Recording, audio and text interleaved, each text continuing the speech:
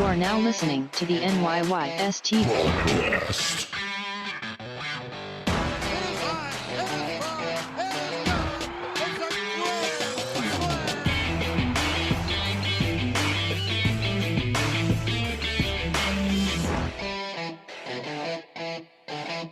Welcome back. This is episode 213 of the NYYST podcast. I'm your host, Christian, as always, joined by my co-host, Chris. You. I thought we were going with a new nickname for you, COVID Chrissy. COVID host. COVID host. That's right. My COVID. Damn it, man. I meant to use that last week. I'm your COVID host. I'm mad, bro. We missed I missed an opportunity there. You did. You sucked. I gave you 2 weeks. Shit happens. 2 weeks to come up with it on your own. And I don't know. He's MIA again, so he was supposed to join us last week. I think it was the snow. I don't know if it's the snow he's trying to shovel, but it doesn't matter because we have a special guest anyway. Who, because it's Super Bowl weekend, I think he has a new show coming out. So he's looking to use this platform. And I know, Christian, this is a natural laugh because you had no idea, but we actually landed a special guest this week who wants to plug a show and, like I said, take advantage of the of Super Bowl weekend. You know how advertising is so tough. So we have a special guest here, and not really sure. Okay, Mike. Yeah, we come there, right there.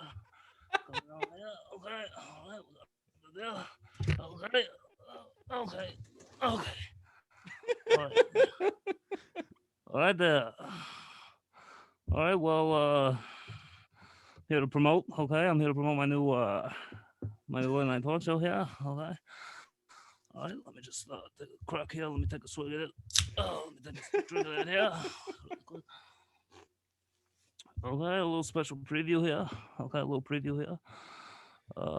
My new late night talk show called Mike's on Late. Okay. All right. That's what I'll be doing here. Okay. Let me just move that over there. Okay. All right. And what I'll be doing here is a special preview, okay, of a new segment. A segment we'll be doing. Okay. All right. We're going to do a segment here. All right. Okay. Just catch my breath a little here. Okay. Oh, let me just catch my breath a little here. Okay. Comfortable here. Okay. Right there. Comfortable there. A new segment we'll be doing called Rest in Peace. Okay. It's an in memoriam segment. Okay. A memorial segment here where, for example, okay. All right. I might turn on my piano here. Okay. Which okay. All right. I learned during the coronavirus. Okay. I got my mask on here. Got my hand sanitizer. Okay, let me put the hand sanitizer on there. Let me just put the hand sanitizer on there, just like that, really quickly there. Okay. Not to cut you off, right, Mike, but for anyone listening, please go to YouTube and watch this video, please. It'll be very worth it. Yeah. All right. Let me get back there. Don't ever interrupt me again. Okay. All right there. Okay. All right. So what we'll be doing here, for example, here. Okay. Can you hear this here? Okay. Can you hear that there? All right. All right, so here's what we do here. Rest in peace, a little song tribute, okay? The hills are alive, okay, with the sound of music, okay? Christopher Plummer, rest in peace. He was 91, he died February 5th, okay? Okay, he was one of my favorite actors there, okay? With songs they have sung, okay, for 1,000 years, okay? All right, there. Learned that during COVID. Okay. Another one I might do here. Just one quick one. Another one here. Okay, ready? Here's a more upbeat one. Okay, guys. When your teacher go to school and you think you're really cool, okay, and you know you never make it on time, okay? Okay, right now it's okay. All right, cause I'm Saved by the Bell. Okay, Dustin Diamond. That's away at age 44. Most famous for playing Screech there. Okay, I'll Saved by the Bell. My opinion, kind of an overrated show there. However, it did have a catchy theme song there. Let me do it together. It's all right, cause I'm saved by the Bell. Okay. All right there. All right, that's my special preview here of Mike's on Late. Let me just get some squirts in here before I go. All right, guys. All right, should I go out this way? Should I go out here? Should I go out the window here? Okay. Do I go out this way? Do I go out that way? Which way do I go out here? Okay, all right, I'll just get up here. Okay. All right, guys. All right, take care. All right, bye. Okay. Thanks, Mike. Yeah, all right, take care. Take care. Take care, guys. That was Mike Frances, everybody. Don't know if he knows this, but his camera is exposed the briefs that he has on Was he doing a parody of Joe Biden press conference there at the end? at the end. Yeah.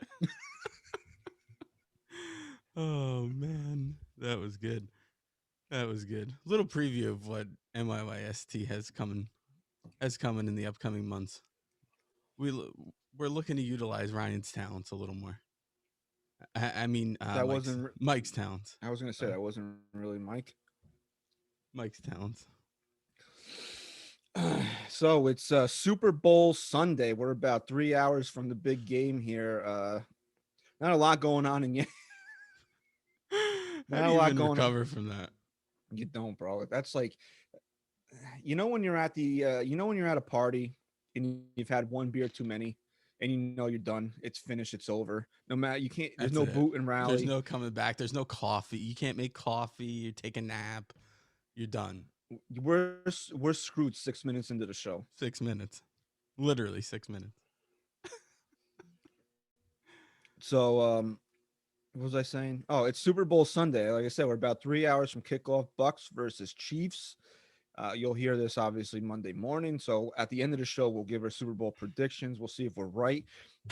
I just dropped the movie on the dog. So, and I got to give him another dog Xanax. You know, I wish I had dog Zanny right now. I want to toot my own horn. I had the Royal Rumble winners right. Don't go back and look at last week's episode. Who'd you say? Verify. Who'd you say? I did say Daniel Bryan, but I remembered I did mention Edge and he won. And then I think I think both Dan and I did say Bianca Belair would be the women's winner. And she won. Okay. So just because you mentioned the person, you're giving yourself the credit. Yeah, but see, that's how shit works nowadays. If you say something, even though that's not your final answer, it doesn't and matter. It happens, right. and you take credit for it. Right, you're right.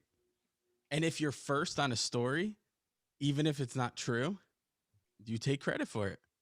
Right. That's it. It doesn't it's just matter all about that Trevor Bauer didn't sign with the Mets. Right. It doesn't matter. It doesn't matter that he is the biggest free agent on the market to get that story wrong. It's really scary when you think about it that verified, known national baseball writers are just throwing shit to the wall to be first now, because that's what social media has lent itself to, because we joke all the time about sources season, SZN, and you have all these Johnny come lately ham and eggers that are trying to make a name for themselves that nobody knows from a fucking hole in the wall, that are just trying to throw stories out there to say, and then if it happens, they can say, "Oh, I'm right." And then you got Ken Rosenthal of all people shouting out a Blue Jays fan account for the Michael Brantley signing when Michael Brantley didn't even sign with the friggin' Blue Jays. Yeah. Look, I mean, it's just been a mess this offseason. That's been one of our biggest pet peeves since we started doing this, has been the fact that we try and do things right and we don't just go out on a limb, without having, hey, there's Ryan. His microphone's muted, but sorry guys, I'm finally back. I finally just got connected, guys. You missed a really, really nice guest come on and plug the show. Oh yeah, but we wouldn't even tell you about it. Make sure I listen. Yeah. One of our biggest pet peeves has always been the people who have sources and go out there. It's gotten progressively worse, but at the same time, it's actually gotten to a point where there are some people who you don't know from anything that do have inside sources, like who do have a cousin who works for the team who's leaking shit, and they end up being right.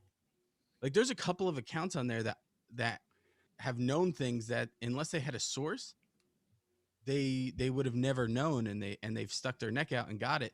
So Right. in turn, now not only do you have so many people saying they have sources who don't, but because of the fact that you can sprinkle in a couple no names that do have sources, you have guys like fucking Ken Rosenthal, who, as much as I can't stand the guy, obviously has a very reputable persona to back, and going out there on a limb and sending out stories that just aren't true. And that's the world we Bob live in now. Nightingale really screwed the pooch this weekend with the Yeah. Trevor Bauer going to the Mets stuff on Thursday. Yeah. I mean, look, to be fair to him, It did seem like a lot of momentum was in the corner of Bauer to the Mets, but you can't tweet was Bauer that Mets deal on the table though? what? That deal was on the table? Yeah, we'll It break was down what actually Bauer for more, right? Yeah, we'll break that down all in a little bit. But before we get too far down the Trevor Bauer rabbit hole, we need to open the show with Ryan begging for some scotch. Is that what you're drinking, Ryan? It was scotch, but then I ran out, so now it's whiskey. Right. Are you drunk already? He took, was it 2 It's weeks Super ago? Bowl, Super Bowl Sunday. So give me a rating. What are you right now? Scale 1 to 10. Oh no, barely anything. The Stack High Rye drunk scale. I love it. Like 3, like 3 or 4. Wow, 5. that's pretty high up on the scale though. dude, for it But to- No, I- 3, I 4, or go- 5. Yeah, between 3 and 5. I drink during the Super Bowl. It's a special All right. occasion. Before we get to the thing I wanted to get to, let's get to this. Ryan, I don't know how familiar either of you are with Triple H. Name ring a bell? Mm-hmm. Yeah, sure. Okay. Well, when Triple H debuted in WWE, he was known as Is that what's his real name? who? Henry. Vince McMahon? Is that who you're thinking of? No, McMahon's the owner of. Yeah, and that's Triple H's father-in-law.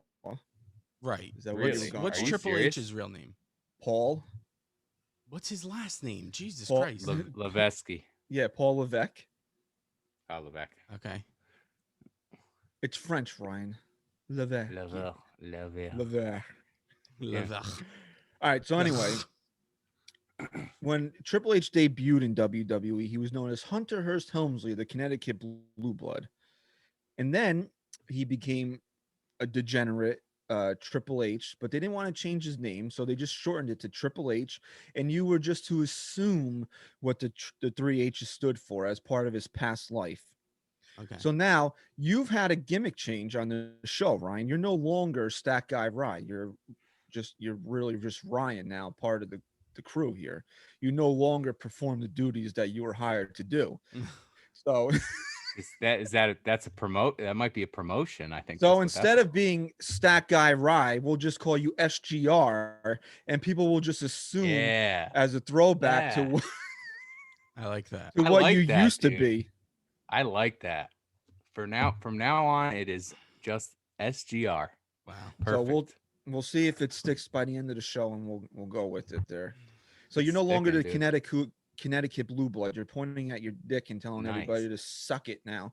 Yeah. That sounded very misogynistic of me. I should probably apologize. yeah, Well, for we that. are. Honestly, I for might anyone who walk out doesn't on know, we are misogynists. So we are the Yankee podcast of misogyny, apparently.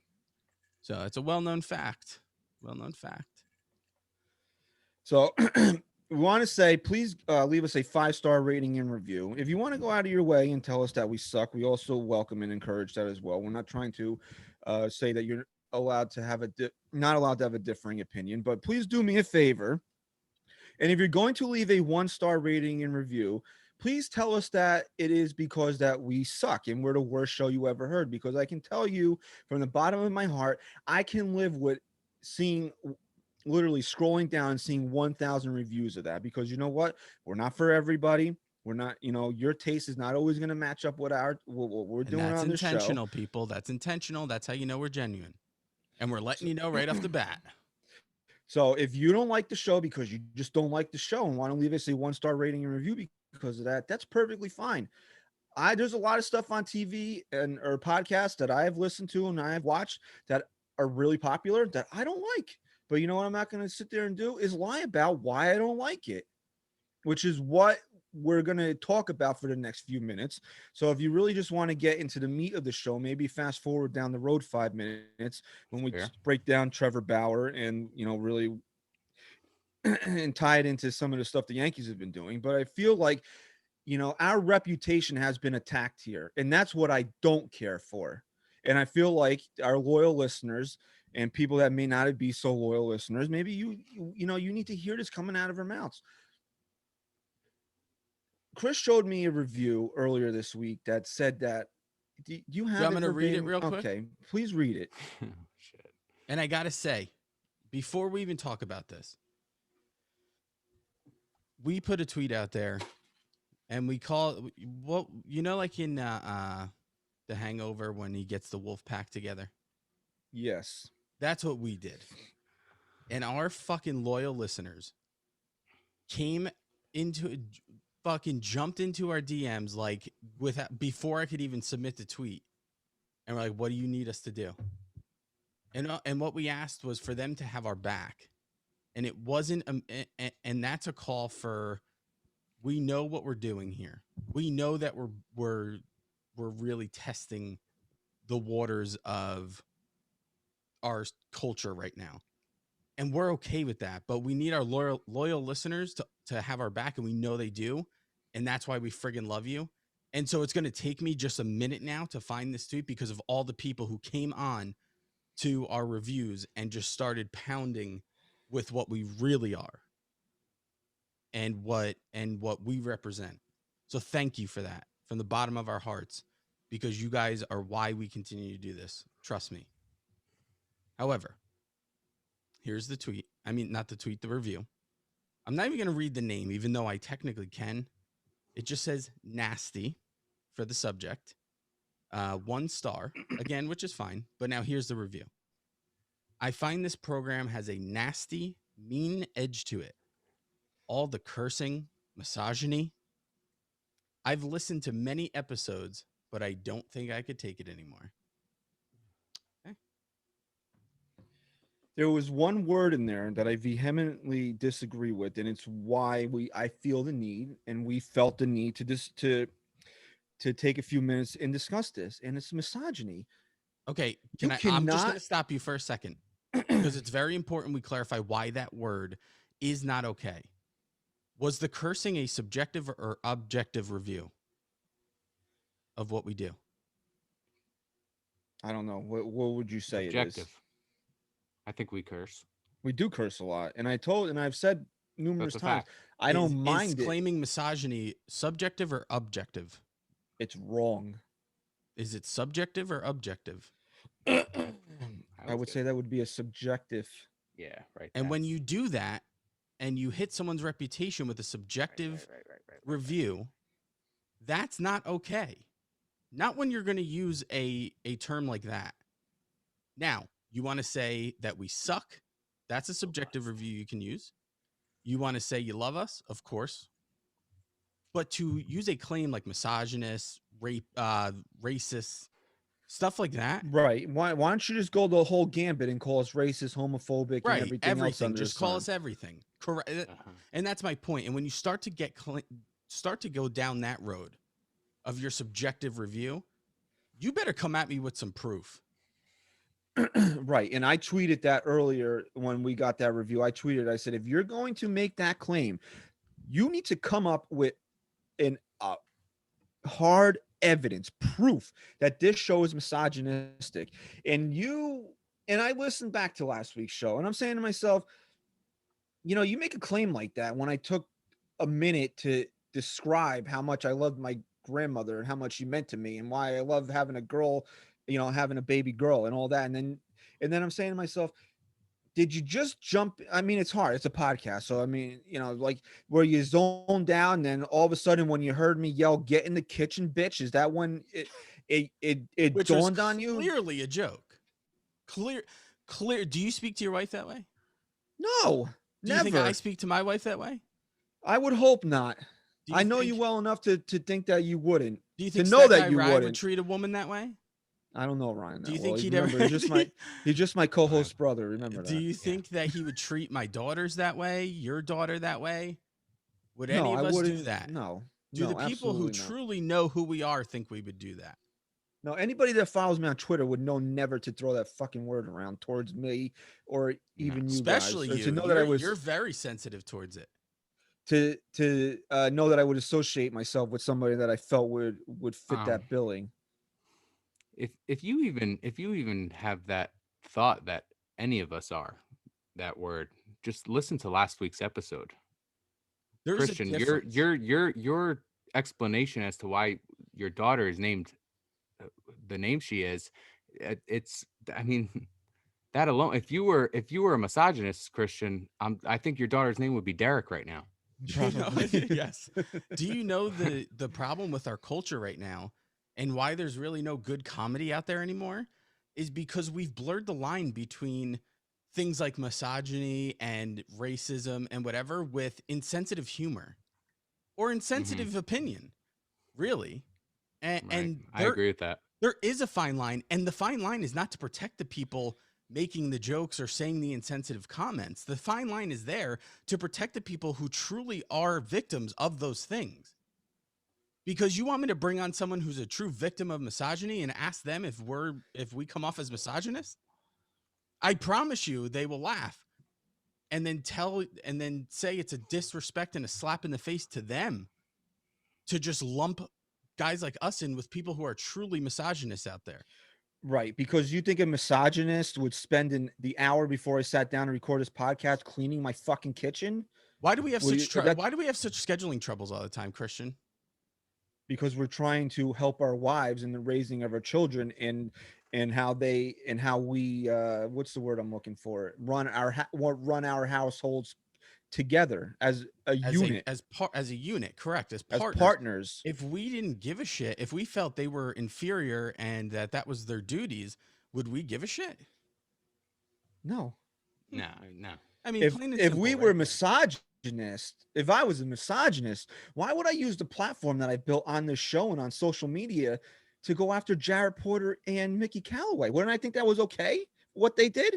Yeah, Right. absolutely. Right. And this would be the platform where you would express that, and you clearly, I really, it's just like, I felt we did need to bring this to attention, but it's such a, just not inaccurate thing to say, Well, guys. I'll say this for me personally, as a personal take to it, I am not offended one bit. I couldn't. No, care I'm less. offended by it. I I'm couldn't care offended by less. it because that. Okay. All Hold right, on. you go. Hold Okay, on. Let me okay. just say that. Oh, As no, a eh? we're actually very big in Canada now, so we're trying to flow a few A's What's in that there. all about? What's that about? What's that about? From a personal standpoint, I'm not offended one bit. Why? Because I know I'm not a misogynist, or I know that I don't have those feelings or those opinions. I couldn't care less about this person. Where I get offended, and not so much offended, more defensive, is because we are part of a team here, the three of us, and we work very hard to do what we do and to really build our brand and our reputation. And I get defensive for that and for all of what we do and for our listeners, because now so what you're telling me is the people who love us, the people who are loyal to us, they just support misogynists now and they don't give a shit. No, I'm going to defend them too.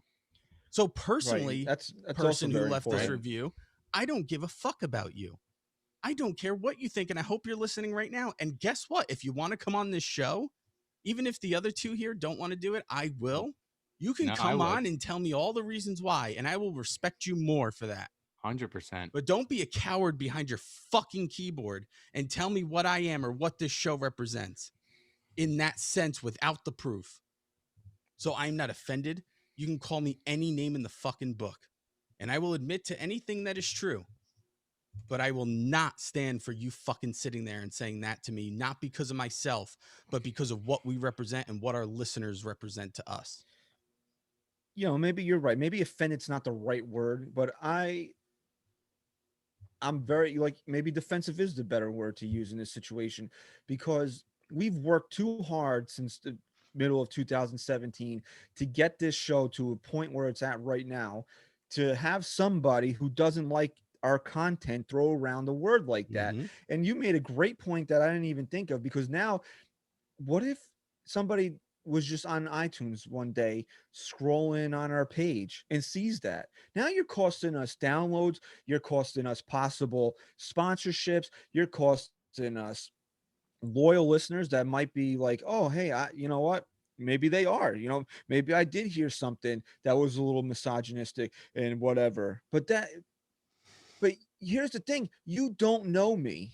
You don't know me. You don't have the right to throw that word around. You don't know me as a person. You might follow me on social media, which if you do and you think that, you're a fucking moron. Moron. Okay, you really are.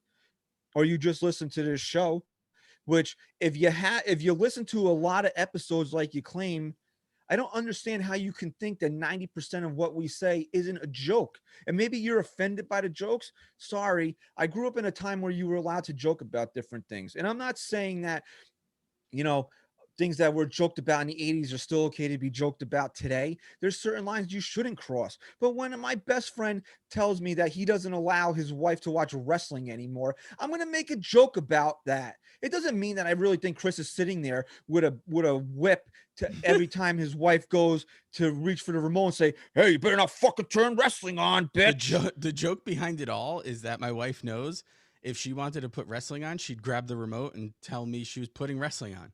And then I'd sit And there you and would do go, okay, nothing about it. okay, baby. You want me to go in the kitchen and drum me up a sandwich? You good? And that's it. And that's why I feel bad for these people. And that's why I don't get offended.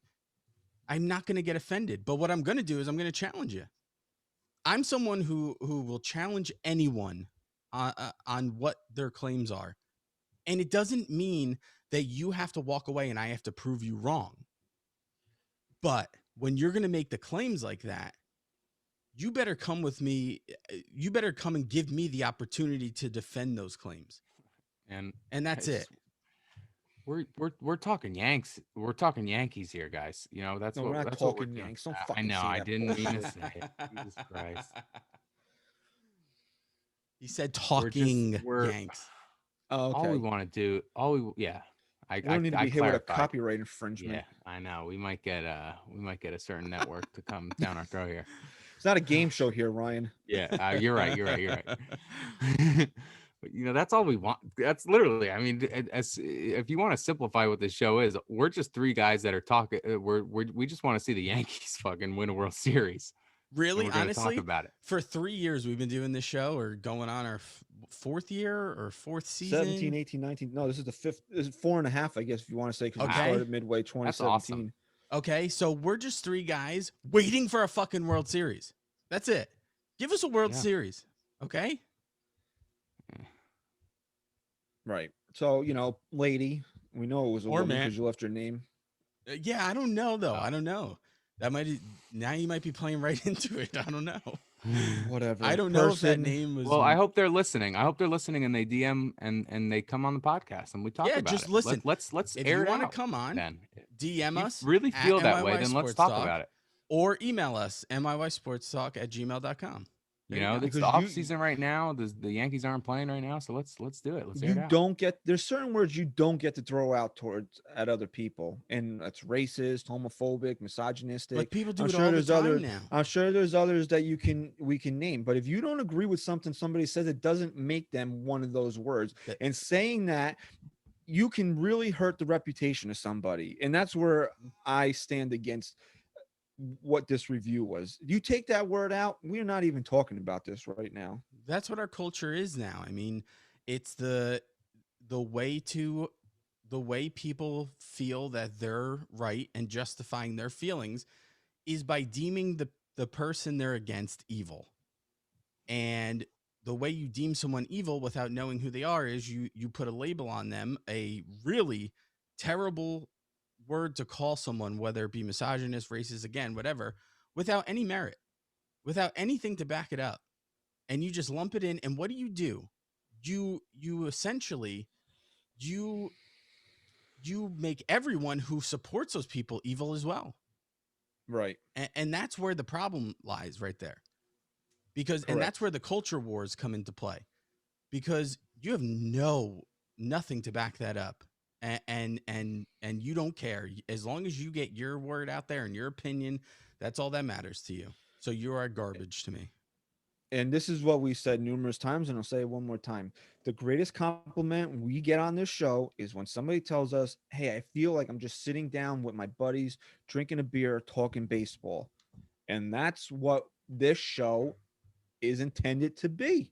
I don't want to sit down here and break down sabermetrics, analytics, this guy's fucking wins created probability or whatever for an hour. I want to sit here and talk about tangible things, have fun with my friends, and entertain some people. That's what I want to do. That's it, man. So if that doesn't fit what you're looking to get out of this show, then you know what? I'm sorry. Go listen to somebody else. See you later. But also, on the same token, if you don't listen to us, if you don't want to listen to us anymore because we live in a fantasy world, guess what, bro? You live in a fantasy world, okay? Because now that's the second review we've gotten in as many weeks telling us that we don't live in reality. The worst thing that ever happened to Yankee Twitter is whoever showed them how to use this baseball trade simulator. Oh my God, I hate because it. now all of Yankee Twitter just lives in like it's just like I don't It's like a Sims game. It's like Sims. There was this show. It's like they're Sims. When Mighty Morphin Power Rangers got really big in the mid-90s, there was like 2 or 3 shows that were like kind of knockoffs of Power Rangers, like to try to capitalize off of their popularity. And one of them was like this dude that went into a computer to fight like computer viruses or something. I remember watching it a couple of times. It might have been like Blossom's brother or something. Must have been when you were like first born, before my time. Right, because computers were around it like that in the 80s. That's what I feel like. Like everybody's just hopped into a PlayStation and just like, ooh, MLB the Showtime. I can just trade override on this. I blame the trade simulator because what the trade simulator does is it tells them that it's a likable trade. Like it tells them it's a realistic trade based off of the money value of the players that they're sending and coming and what's coming back. Like I saw someone, and I'm not saying Miguel Andujar brings any value to the Yankees anymore, but he was sending Miguel Andujar and other people for like Joey Gallo or something. And it was like, what? First of all, why would Brian Cashman do that? If we're going to give up Andujar at this point, it's going to be for something that we absolutely need. Not Joey Gallo. Yeah. And the Joey Gallo fantasy world, I don't know if a bunch of people had a bunch of wet dreams about Joey Gallo over the last couple days, but it's like ridiculous. You know what it is because the Rangers made a trade, right? And so now it's like, oh, who can we get? It's just like when when Arenado got traded, then it's like, oh, let's get Trevor Story. Just because somebody trades one guy doesn't mean like it's open season now. I feel like this is the second time now, either the Rangers or the A's or both have traded off pieces that like kind of are both the same piece. Like it was kind of you didn't really gain anything. Joey Gallo didn't get traded. No, I know it was Chris Davis for Elvis Andrus. Yeah. Right. But like I feel like there was another trade like that recently between one's like teams. A DH and one's an infielder. So maybe you're thinking of Cespedes for Leicester for A's and Red Sox. It was more recent than that. I just felt like it was like okay. I mean, that's good for both teams, I guess. It wasn't like some blockbuster type deal. Right. And you know what? If you don't like us calling out Yankee Twitter, then why don't you go on social media and get Yankee Twitter to start acting right? I know everybody saw The Dark Knight. It's one of the best and most popular movies of the last 30 years. Okay. When the Joker says we need a better class of criminal in this city, that is something I live by. We need a better class of fans for this team. Yeah. We're the New York Yankees. We don't need a bunch of mopes running around with their trade simulators and their someone's got to hold these people to account to accountability here. Right. We need a better class of fan for this team. So if I see something I don't like on social media, I'm going to call it out. If you don't like it, call me out and we'll have a discussion about it. Yeah. Like I did today. like I did today. You know what today is? Today's Jason Dominguez's 18th birthday. So happy birthday, Jason Dominguez. I never seen a bunch of grown men fawn over a kid turning 18 before, like I've seen Yankee Twitter do today. But I mean, hey, that's neither here nor there. I mean, what are we talking about with this kid? And then, we talked about it 100 times on this show. Why is this kid untouchable? He shouldn't be. He shouldn't be at all. And then I also tweeted this today. I get how many times have we been flooded with the "if George were alive" tweets? Oh, How many times? so overplayed. But the same people are telling me we can't trade an 18-year-old kid for a starting pitcher we need to win in 2021. After not winning a World Series in how many years? Isn't that the ultimate "if George were alive" move, trading a prospect for Do you know what for somebody proven? you want to do if George were alive? If George were alive, he wouldn't even know who the fuck Jason Dominguez is right now. You'd say, yeah, but we can't touch Jason Dominguez. He'd say, who the fuck is Jason Dominguez? And how is Okay. he winning me a World Series? Well, George, I can trade him. Good, get him out of here. Good, I don't give a fuck. And everybody wants to bring back, well, he wanted to trade Jeter and Mo, but he didn't. Well, he was talked out of it. And also, and I brought this up today, and I want to get your opinion on it. You also have to look at where you are as an organization. Because in 2016, Aaron Judge, and you can say what these guys became 4 years later, but Aaron Judge, Gary Sanchez, Luis Severino, even Tyler Austin. Did it make sense to trade any of those guys in 2016? Did it make sense to? Yeah. Did it make sense to trade your No. prospects in 2016? No, that's what we Well, were doing. We were trying Well, to. why? build. Well, why is that, Chris? Why did it not make sense in 2016 to trade your prospects? Because in 2016, the goal was to obtain prospects and to obtain guys that you can nurture and guys that could become something to possibly build a World Series piece and then to use to maybe gain those pieces a few years later. Were you To- ready to win a World Series in 2016? No. So No. trading your prospects for older established players made zero sense, correct? I will say this. I will go as far as to say up and through 2018, it didn't make sense because we were told there was a timeline and 2019 was the year.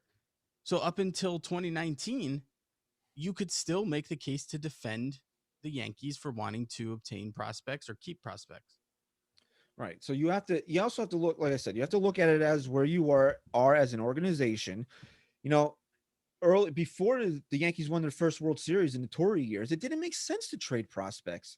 They were knocking on the door, in 94, 95, but trading Jeter and Rivera didn't really make a ton of sense because you really weren't there yet. You were hoping these guys would be foundation pieces, building blocks to a world championship team. Just like in 2016, you were hoping Judge, Sevy, Sanchez, blah, blah, blah, even Tyler Austin would have been building blocks to building a championship team. But now aren't we at the point in 2021 where we're maybe a piece away? So trading a prospect to get that piece makes sense. Absolutely. I mean, that's just common sense at this point. If the Yankees win, and people are like, well, how do you know? Because I use Luis Castillo as an example because he's the apple of Yankee Twitter's eye right now. And people are like, how do you know that the Reds even want Jason Dominguez? Well, I don't. I'm just using Castillo as an example. Take, Kyle Hendricks, anybody out there, or Ryan's example as Max Scherzer as a rental. Anybody out there that you think that you can slot behind Garrett Cole in the postseason to make a legit run at this thing, what's more valuable to you right now as a fan? Going into Yankee Stadium in 2022 and seeing them drape down that fucking banner as a 28-21 World Series champions, or having Jason Dominguez play left field in 2025 when Garrett Cole is now past his prime?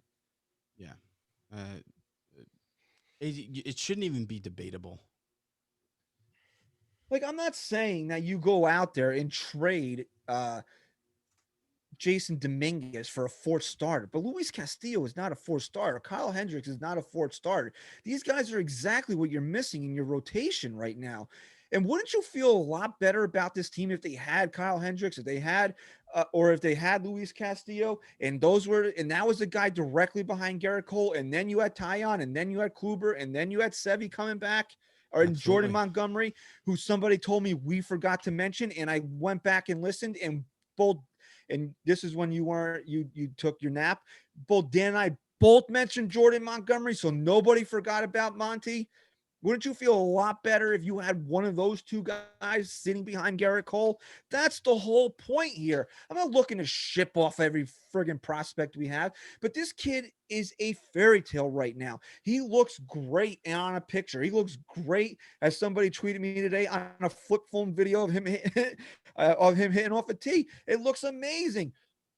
But what do we want more than anything right now? What do we want more than anything right now as Yankee fans? A fucking World Series. Mm-hmm. Like When, Chris? Right now. I want to close my fucking eyes. I want to open them, and I want to be in October of 2021, and I want to be on the precipice of a fucking championship. If you wake up in November and you turn on the news, because you won't be allowed to go there because COVID's probably still going to be a thing like that in November, and you turn on the news and they show you the Yankees parade out in the parking lot at Yankee Stadium, because they can't have a real one because they just won the World Series.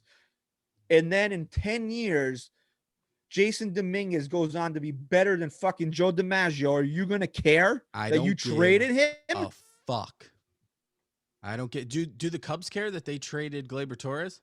I can answer that in one word. No. And why? I believe that the guy that they got for Gleyber Torres helped them win a World Series. Was Gleyber Torres not one of the most touted prospects in modern day baseball? Correct. Thus far? That doesn't matter to them, though? They still don't care? And we've already seen Gleyber Torres be a 2-time All-Star in his 3 seasons as a baseball, and you don't count last year. But in his first 2 full-time seasons, hasn't Gleyber Torres been an All-Star? So he's not even in his prime yet. He's not even in his prime. And you think the Cubs, knowing that, care that they traded Gleyber Torres? Now, would they love to be able to put a package together, get him back? Yeah, because now we're in today's times of trying to work, but do they regret it? Do they regret that move? Absolutely not. That move and that move alone is what put them over the top to be the team they needed to be to win the World Series. Yeah, right. They needed a closer more than they needed anything else on that team. So they had one chip to cash in, and they did it, and they won. And maybe the Yankees have other chips to cash in, but right now it seems that they're, depending on where you look, Davy Garcia and Jason Dominguez are the top 2 rated prospects. To me, and I'm going off a lot of what I'm talking about right now is conversations that are on social media today. So I'm bringing it to the show. To me, Davy Garcia is not a prospect anymore. Yeah. I saw this kid. I seen him be good. Now I'm counting on him to contribute to me winning this year. So now my number 1 chip is Jason Dominguez, who I still read won't be ready until 2024 at the earliest. So do we want a kid collecting dust down in Tampa, Somerset, Scranton, wherever the hell they are? Do we want him collecting dust for the next 3 years in the hopes that he's going to be an all-star? 2024 Jason Dominguez means nothing to us right now. 0. It means absolutely nothing to me. See, here's the problem. You go, because I'm. And again, people were saying, oh, well, if the Yankees trade him and they don't win, I'm going to remind you that you wanted him traded. Go ahead, bro, because I'm not going to change on this stance. Because let's say I'm not saying Luis Castillo, Hendricks, whoever guarantees them winning a World Series, but it eliminates the question marks that we have on this team right now. So here's what I'm glad I let you speak before I spoke, because it's kind of going to segue into what I was just about to say, is that the Yankees right now, the way their rotation is set up is you have Garrett Cole, and that's a definite. And then you have a bunch of strong question marks behind him, right? And what the Yankees' objective was here was to, if they couldn't go out and get someone who wasn't a question mark, and that's something I want to touch on when we get to the Bauer stuff in a little bit.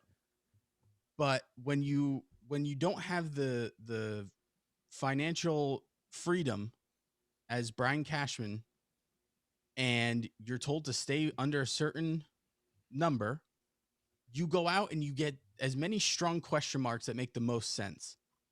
And for that, and again, I'll go into more detail later on, but I think Brian Cashman has done a fantastic job of doing that. But the problem lies is that if you can turn just one of those question marks into another solid player, right? Just one, it's worth it at that point. And it could change the dynamic of your entire team at that point. So where the Yankees stand right now with all these very strong question marks, yeah, they could still end up doing this without a guy like Castillo or Hendricks. But if the opportunity presents itself, and we're talking about a guy like Jason Dominguez being in the way, if I were ever told that were the reason why the Yankees didn't solidify one more guy in this rotation, I'd be fucking furious.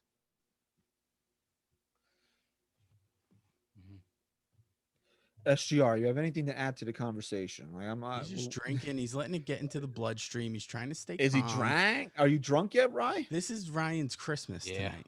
You know? Yeah, Did you guys order White Castle yet? You did? Oh man, 14 years. Did 14 you eat? years. Did you eat it? No, you don't I really haven't eat too much meat anymore. I don't know if you can but today I classify will. White Castle as meat. Well, though. it's like the worst Yeah, that's kind why I of eat meat. it. So when your body doesn't have meat, and then you're going to what?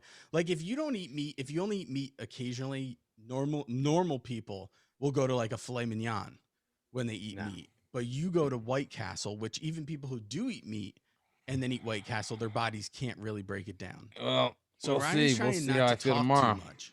Ryan's trying to keep I'm it prepping down my body. You're right. at this No, point. you know, look, Christian, you made a great point comparing this with the Cubs. It's that team needed a closer to complete their run to be contenders for a World Series. They won the World Series. So After how many years? would, yeah, 100 plus, whatever it was. yeah, and this feels like 100 plus. Well, in since Yankee years, it 2009, is. So, And yeah, it is. Yankee Yeah, years you are like gotta doggy multiply it. years when you Right. don't win a World Series. You It can is. multiply them by 7, right? Is So that the rule? yeah, Something like right. that. So as much as it would hurt to see Dominguez go because the stuff you hear about him is great, but if you could help this team win right now in 2021, then it's really a no-brainer. But it seems like Cashman is going to be hesitant to do something like this, especially with Hicks. Hicks's contract will be up right at that time that they're saying 2024, right? That's when Hicks will be a free agent, and then they'll just slot Dominguez in the center You know field what? He'll probably have position. another Tommy John in the next 3 years, so he'll get Well, another get an Cash is extension on pushing that. for it. Cash is pushing for Well, it. So I don't see them really moving Dominguez because they see him as the future of this organization, and they amount that more than trading him right now. Here's something else I brought up. I want to get your take on it. Why is Brian Cashman thinking 3-4 years down the road? Does he have reassurances from Hal Steinbrenner that his job is safe?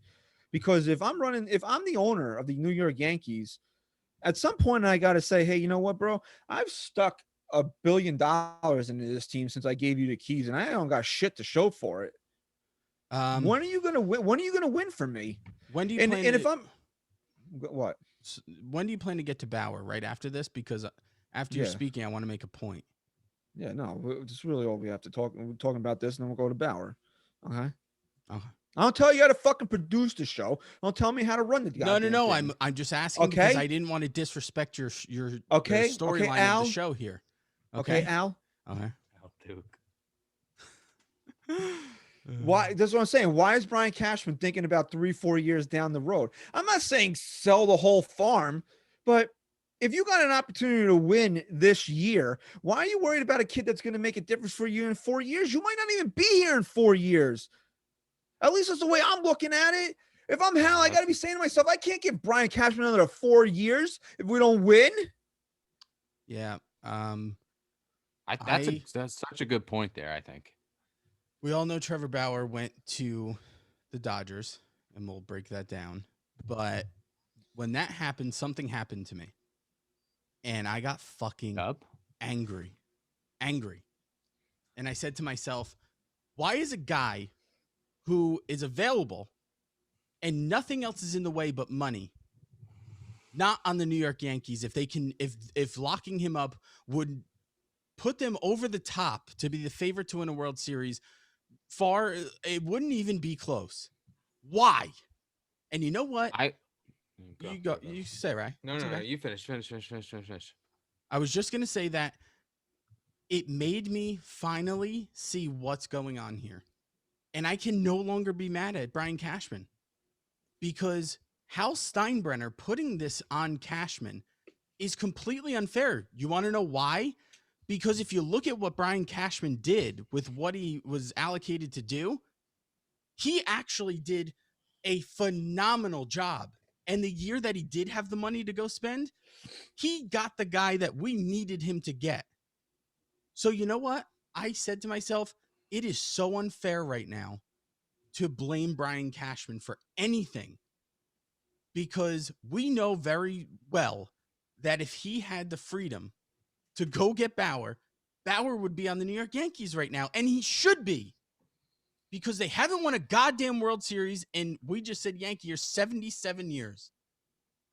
And so you know what? I think it's is it realistic that Hal's saying I can't give Cashman another 4 years? Yeah, absolutely. Of course, it's the business world, it's corporate world. But is it truly fair? No, it's not because what Brian Cashman could do, you actually have to give him an A+ for what he did this offseason. No, you don't. Are you you don't have to give him fucking an A+. kidding me? You don't have to Hold give him on, an A+. Christian. Hold on a second. Okay, here we go. He didn't have. He's just about has enough money left to sign fucking Brett Gardner right now. Okay. Okay. So Right. that came after signing who? DJ LeMahieu. Okay. Was that a necessity? Yes. And it happened, correct? At a very Yeah. good deal for the Yankees, correct? A+ Right. deal for the Yankees, correct? I would say so. All the available pieces to keep Brian Cashman right at the place where he only has enough money to sign Brett Gardner now. Would you say those were A+ moves? The only moves he could realistically make? You mean to tell me there's not one starting pitcher he could have acquired via trade that didn't have two Tommy John surgeries? You mean to tell me there is? I don't know that. That's his job. Exactly. That's his job to I'm basing figure it it off out. of the facts right now, not off of Right. assumptions. The facts are he had this amount of money and he had to get this. I wouldn't say I think he's done a pretty good job. I would probably based off of the facts that you have in front of you of what you know, not what you're assuming could have happened. Did he not have an A+ offseason? No, he didn't have an A+ offseason. He got Jamison Taillon, and he got Injured. Corey Kluber to place behind Garrett Cole with no money to spend because he had to get DJ LeMahieu. Right, and he could have had Masahiro Tanaka, who we know is going to take the ball every fifth day. No, he couldn't. Why not? If he didn't get those two guys, we could have got Tanaka. So you want to play the 2-for-1 special? That's the game you want to play right now. I'd rather play the Taillon Kluber over Tanaka. But what are we talking about here again? It's that we don't have the question marks eliminated from the rotation. And that's on him as the general manager to go out there and knock on doors, pick up the phone, whatever he's got to do and get a trade done. That's why we're talking about trading Jason Dominguez. You don't mean to tell me if he called up the Cubs and said, look, dude, I want Hendricks. What does Hendricks make? He makes a very reasonable amount of money. What, like $13-14 million a year, which 14. Is what they're paying. Huh? I'm sorry, Ryan. I think it's 14 and it increases every year until his contract's up. Right. So for this season, we're thinking about this season alone of them resetting. Yes. You don't sign Kluber. You don't trade for Taillon. You go out there and get Hendricks. So you feel better with Hendricks and was Hendricks available? I'm not saying that he was. I'm saying that's why you, as the general manager for the Yankees, make the phone call. You see the tea leaves are right there. It's right there, written on the wall. The Cubs are making. The Cubs are making. Do we know that he did? Have we heard? Do we know he didn't? I don't know that. Well, now we're still fighting over things we're assuming then. But what we're trying to say is that again, none of the question marks have been eliminated. So you see the Cubs. So you would have been happier. Let me get this straight. Yeah. Okay. You would have been happier not acquiring anyone into this rotation. No. I didn't say that. Just getting Tanaka back over getting Kluber and Jamison Taillon. What I said was that I didn't like that we didn't eliminate any of the question marks that this team had in the rotation. That's what I keep telling you. And Tanaka, to you right now, based off of his last few big game starts, was that answer? I think again we talked about this last week. I think you're completely dismissing Tanaka way more than you should be. I think, and I love Tanaka, but I think what Brian Cashman does when he's told he has to stay under a certain amount of money is he says, okay, I need to see how I can make the most of this by looking at each guy and looking at the risk to reward, right? Yes, big risk, but huge reward. Huge reward being able to put in a healthy Corey Kluber and a healthy Jameson Taillon. Huge reward. Yeah, it's risk and reward, man. It's but the reward you get from a sometimes I just like fighting with you, and I don't even believe what I say. I just want to fight with you. That's Christian's way of telling me he thinks I'm right. Because a strong Kluber and a strong Taillon are way more valuable than Tanaka at where he left this team. It's almost like you want to dance with something different at this point. So I get why you want to go Kluber and Taillon, but also at the same time, I feel that Tanaka's a lot more steady than those two guys. I think you can figure what you're going to get from him while you don't know what you're going to get from him. You don't know if either of those guys is going to take the ball in April. I'll say this. You can't confidently tell me that right now. You can say that Taillon looks great pitching at in a fucking warehouse or wherever the hell he's been throwing the ball. But again, it's just the same thing with Dominguez. What does that mean to me? I got to put myself in Cashman's shoes a little bit, and that's why I'm kind of defending him. And it's like, I got to say two things. This was more than just like a James Paxton, hope he stays healthy type deal to me, because you have two things contributing to the optimism behind Kluber and Taillon. Kluber being that him and his agents seem extremely confident that this guy is ready to win again and ready to be effective because he took the 1-year deal. And I think that speaks volumes out above and beyond what they've said personally, because words are just words. And with the Taillon stuff, you got to look at it from the perspective of what he's hearing from Garrett Cole at that point before he makes that deal. And you got to imagine that when you respect a guy and give a guy as much money as you give to Garrett Cole, when he's sitting there and defending this guy and saying he's a gamer, he's someone you can slot in and he will be reliable, you're fucking trusting that guy, man. You're trusting Garrett Cole. And to see how he truly feels about Taillon, which he hasn't been quiet about, that makes you very confident to make that's a good deal to make. And so, Chris, again, for all those reasons, I think Brian Cashman did a phenomenal job. I really do. And you bring up Garrett Cole, and it does seem like he did have some sort of say in this offseason with the Taillon signing. He must have had some sort of influence there. Yeah, it seems that way. I don't think the Yankees right, Ryan. I don't think the Yankees take this risk without talking to Garrett Cole first. So now in my mind is this is why the Yankees didn't sign Trevor Bauer. Take the luxury tax aside. You're not going to pay Trevor Bauer more than you're going to pay Garrett Cole. If you really think of him that in that way, you're not going to do anything to try and damage that relationship. That's a very fair argument, Ryan. I cannot. If you were there, I fucking hug you right now, because you cannot, and you can fucking not have Trevor Bauer walk into the Yankees clubhouse making more money than Garrett Cole. You cannot have that happen. That is not even luxury. That's not even talking about the luxury tax. And because we'll get into this in a few minutes, because that was part of our Twitter poll for this week. If you were the Yankees, would you have wanted the Yankees to offer Bauer the same type of money he got from the Dodgers, which is essentially 2 for $85, which is fucking mind-boggling. And people are like, well, it's not my money. What do I care? It's not always about the money. And trust me, if they open up Yankee Stadium tomorrow, I'm going to be there. I keep fucking saying it. If you can give out vaccines at Yankee Stadium, I can sit there and watch a baseball game at Yankee Stadium. Right or wrong, I don't care. That's how I feel at the moment. But it's the truth. But right, so I'm going to go there. I'm going to pay $9 for a pretzel. I'm going to get fucking beat over the head because I got to bring for $45 for some stuffed bear because I got to bring it home for my daughter. But I'm misogynistic. I don't care about my daughter. And go and pay $30 for a pink bat.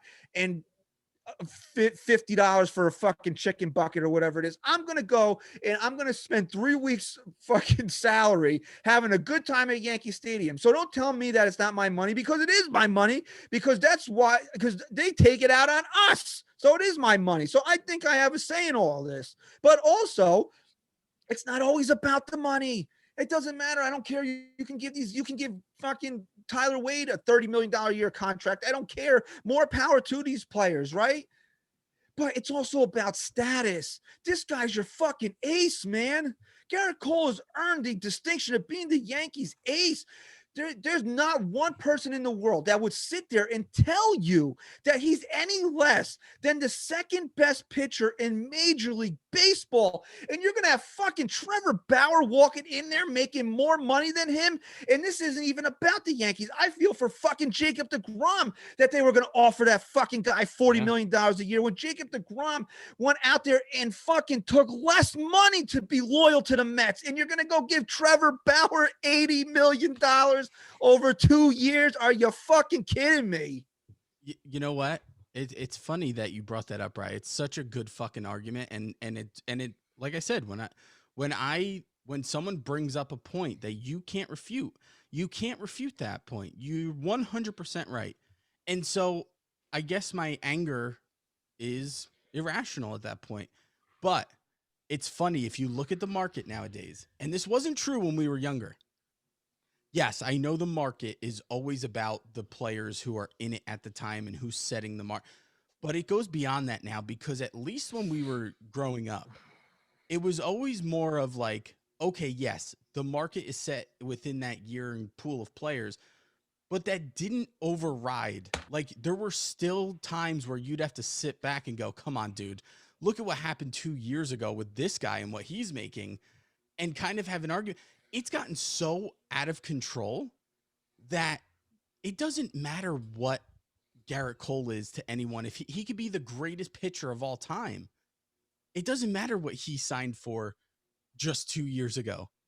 When you're evaluating now Trevor Bauer, we can all sit here and rationally say Trevor Bauer is a good pitcher, but he's nowhere near Garrett Cole, correct? Right. Yes. But now his money's nowhere near it in a greater way. I mean, that's insane. And so you could say the same thing with Jacob deGrom. He only makes $27 million a year, comparing to Jacob Trevor deGrom Bauer. is the best pitcher in baseball. Yes. That contract, if you look back on it today, that is one of the better contracts ever in baseball. The problem is, no owners, GMs don't even have the leverage of sitting there and saying, look, dude, you're not going to get $45 million a year. DeGrom's the greatest pitcher in the game. He's only making 27. Or Garrett Cole's one of the best pitchers in the game. He's only making what? 36. 36. Yeah, only 36. You know what? I'll give you Garrett Cole money. Even though you're not as good as Garrett Cole, I'll give it. They can't even say that. You want to know why? Because they know there's a team right around the corner that does have it and will do it.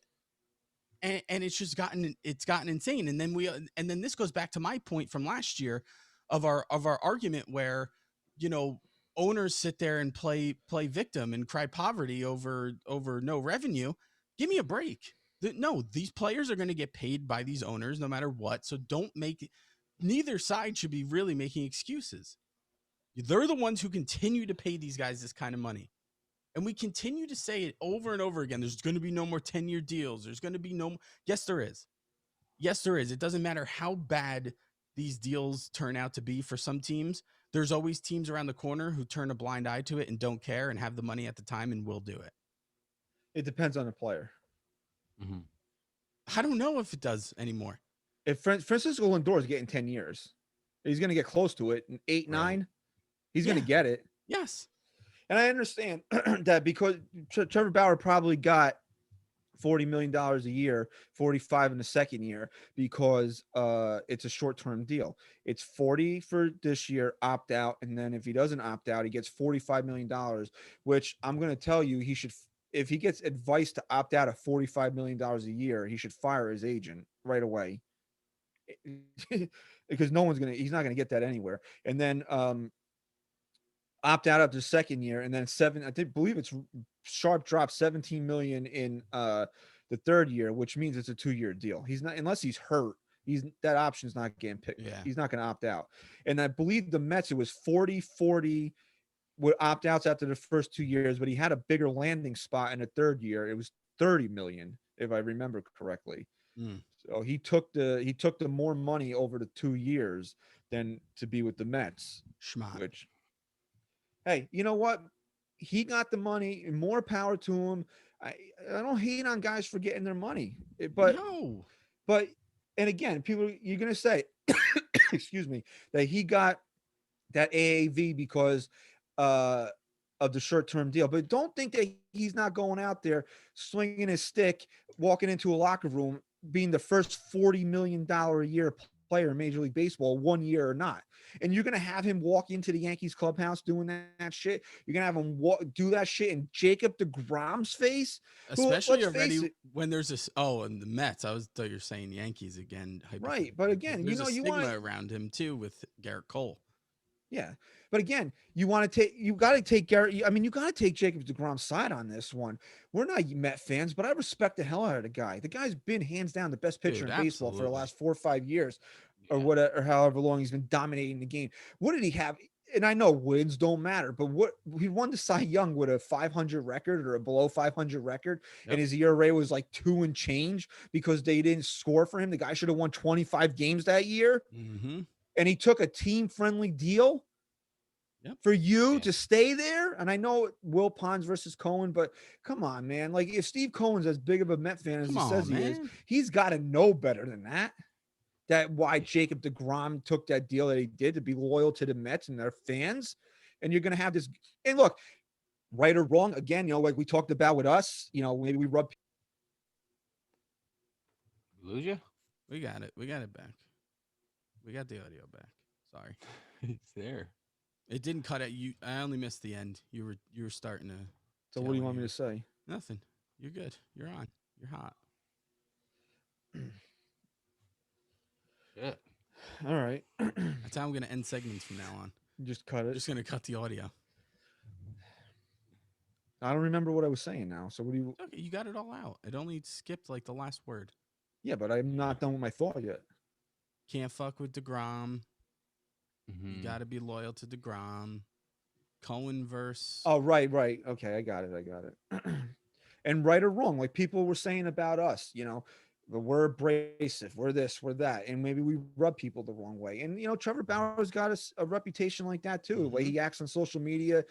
But again, you're going to bring that type of personality.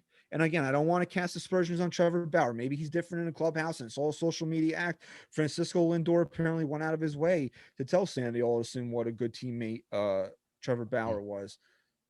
But then you're bringing him in, a first $40 million a year guy doing his thing. Maybe he carries over himself like that into the clubhouse doing that thing. And Jacob DeGrom sitting there saying, I took $13-14 million a year less to stay here, and you're giving it to this guy. And maybe DeGrom's not that player either, but you can't risk that.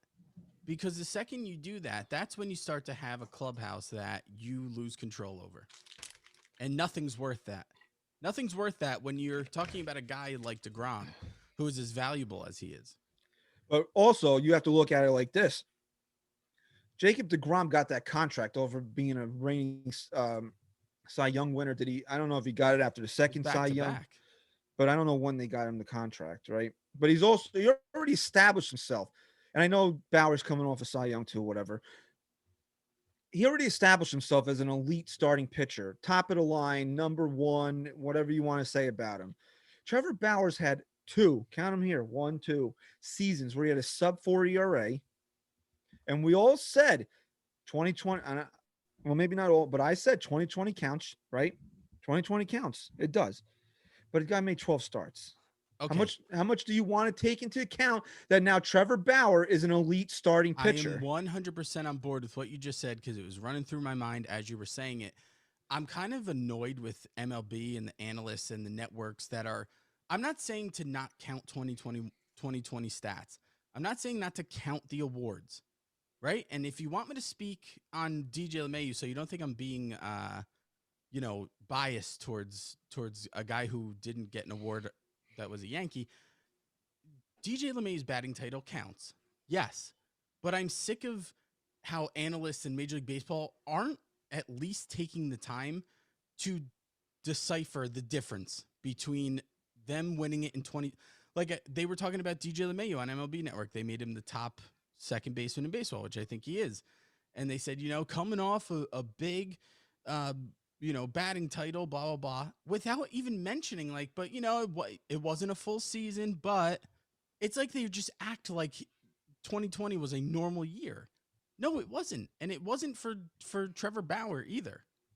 We don't know. He was having a great year. Yeah, but that 12 starts should not be what is justifying the contract that this guy just got. No. I mean, look at the year Severino had a couple years ago. If that was the case, remember, before the All-Star break, he was the best pitcher in baseball. And then after the All-Star break, he was one of the worst pitchers in baseball. Yeah, 2018, So, right? Yeah, 2018. So, that's 60 games is not baseball. It's just not. And think about it. He played two of the worst hitting divisions in baseball all year long. So look at the Pirates. I mean, look at that team. And I don't How many want to starts take did it he away make from against? him. Credit to him. No. He, No, he, for sure. he showed out in 2020, but that was his second season that he had under a 4 ERA. So now we're taking, what was it, 2018, I believe? It was 2018 in the COVID season as his quote elite years, and we're giving him $40 million a year off of that. Crazy. That's why what are you doing? I say What use happened? a screenshot of the time. Christian said I know before what- the show, if we're still recording at 5 o'clock, something went terribly wrong.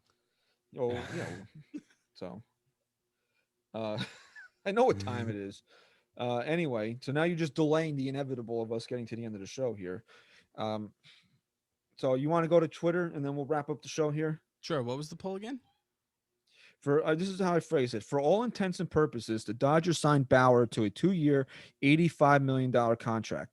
Putting the luxury tax issues aside, would you have wanted the Yankees to extend a similar offer to Bauer?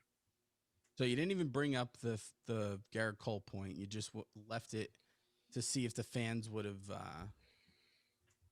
thought about it. And I got to be honest, I wouldn't have. That was something that when Sack Guy Rice said it, it was like a light bulb that went off. SGR. Yeah. Sorry. Right. Rebrand.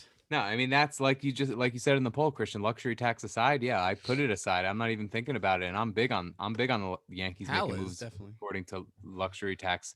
This move had nothing to do with the luxury tax. It had to do with the fact that Garrett Cole is going to be here for a long time, and you don't want to do anything to disrupt that relationship. And clearly, he has influence in the organization. If Jameson Taillon's pitching here, and we heard, what Cole said about him, so they really do regard Cole as somebody they don't want to mess that up what they have there. So no, you're not going to pay Trevor Bauer more, especially because there's a kind of a history there, right, between Bauer that's and what I was saying. they went to college together and shit like that. So it's not like some random player too. It would be a guy that has a history with Cole, and it's not worth it because this is big for this. The Yankees are locked in with Garrett Cole. You don't want to disrupt that. But guys, if George were alive, do you think he would care about Garrett Cole and his happiness? Okay. I think I made my point pretty clear on how I stand on that. No, I would not want the Yankees to offer him $45 million a year, even for 2 years. I was on board with them going after him at the beginning of the all season, but I was like at $25-30 million a year, which I think is more than fair for a guy that put together the career that Trevor Bauer put together. I think you're talking ridiculousness when you're talking about 40 million. Trevor Bauer, are we live in a world where Trevor Bauer is the first $40 million a year baseball player? That's wild. Yep. And I brought this, and this kind of ties into what we were talking about earlier with Cashman and now, and just we don't have to go too far into it, but just give me like a simple yes or no on it. I don't think that Hal is like so set on 210 as much as like he wants to stay at 210. But if Brian Cashman brings him something, now this is Brian Cashman's job as general manager, to bring him something and say, Hal, I know you want to stay around 210, but here's the guy. Here's this. This is what we need. And he's not going to bother Hal Steinbrenner to go over 210 for fucking Trevor Rosenthal or some middle reliever. You know, it's a Garrett Cole type deal where he's got to come to him with Garrett Cole and say, this is the guy, we need to go over 210 for him. I don't think Brian Cashman ever thought Trevor Bauer was worth going over 210 for. I think he'd be wrong to not think that. And I think that's where we're going to argue here is that me being okay with the Yankees not signing Bauer is strictly and solely based on the fact that I would never sign a guy who was demanding that much money and pay him more than my ace. But outside of that, if Trevor Bauer came to Cashman and said, I'll take 32 for 2 years, over each year, with similar option type shit, whatever, he's absolutely worth it. We just talked about what we need to really solidify this team. Trevor Bauer is that guy, but not at that money, and Right. and not at that money because of the luxury tax or whatever. It strictly on the argument that SGR made about Garrett Cole, and I'm leaving it at that. Yeah. Okay, but also, right, in a year after he went and got an ace, don't we think we know Brian Cashman well enough to figure this guy's got an ego about him, and he doesn't always want it to be about the Steinbrenner's money. So sometimes he also wants to prove how smart he is, and that's where Kluber and Tyon come in, where he's not going to go and bother Hal Steinbrenner for $60 million or $80 million for Trevor Bauer because he wants to now show you how smart he is. Yes. Which is why I think it's all about timing, because it does seem like right now the mindset going into the season is to stay under that luxury tax and go into the season with the roster they currently have, replacing one player in Tanaka with two in Tyon and Kluber at that probably around the same AAV. So they're going into it that way, and then maybe around the deadline, that's when they'll make the decision, if it's not working out, to go and get a guy that would put them over the luxury tax. But I think for right now, they're going to go into the season this way, constructing a roster based off of numbers and staying under a certain limit. And then from there, if it's not working, then because think about it, guys, unless Cashman knows ahead of time going into this year that his job is secure and that he has a long-term future with this team, if they're off to a terrible start or a start where they don't look like they're going to make a run, then he's going to have to make a move in terms to keep his job. So I think the big thing is going to be that this team will answer those questions on luxury tax and whether or not there's, they care about it. And that's not going to happen until around July. Okay. All fair points. Let's go to Twitter here.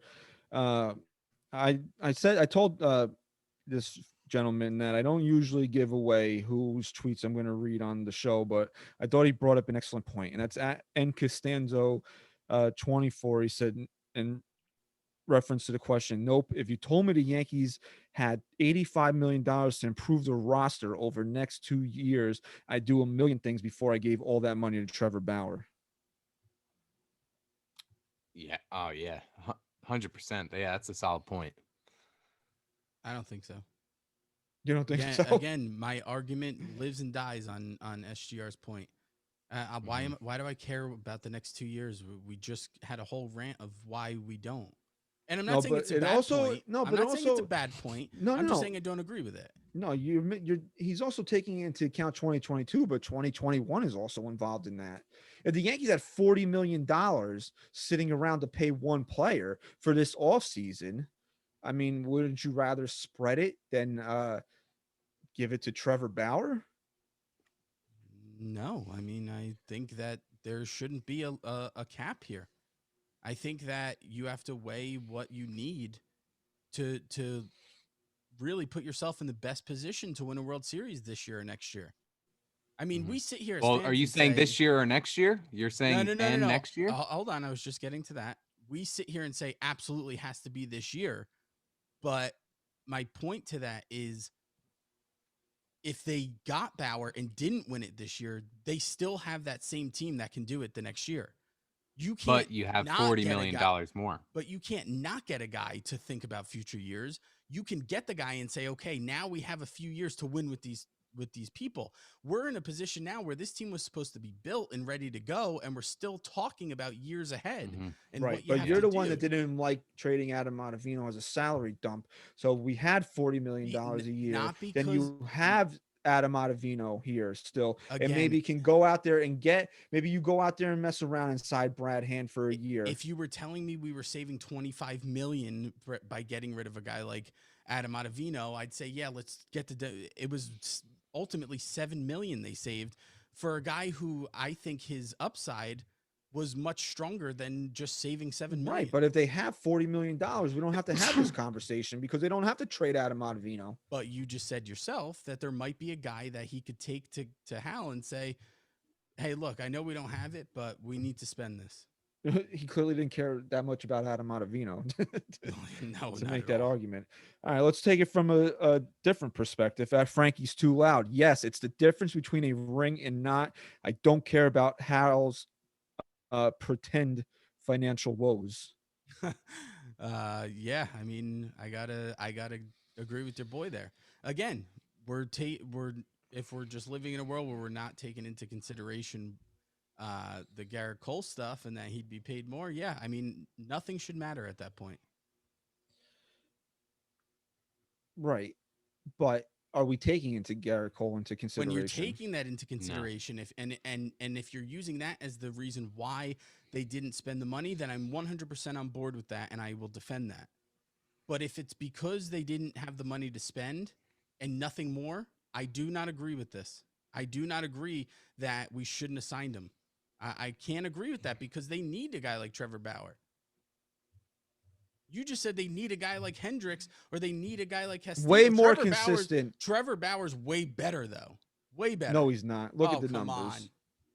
Look at the We'll see. numbers. Kyle Hendrick Yeah, compared I to wouldn't Trevor say Bauer. he's way better. I wouldn't say Yeah, he's way better. I serious. think I would Hendricks say has a longer track I would record. say Even. Hendricks is probably way better than Trevor Bauer. Okay. All right. Your boy, I guess he's my boy. I'm gonna just give him a pop here at Medic968 because he said I Pop, threw him pop. under a bus.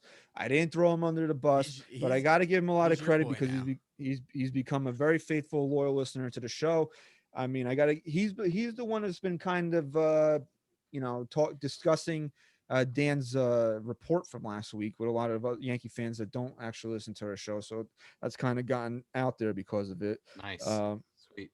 So he does say there were better pitchers the Yankees could have had and traded for and use the $85 million a year to improve the roster in other areas. I won't knock the Dodgers, but I think they paid too much. I agree with that last part. Yes. I'm not going to knock the Dodgers. They wanted to go out there and blow past the luxury tax, give this guy $85 million, go for a second consecutive ring.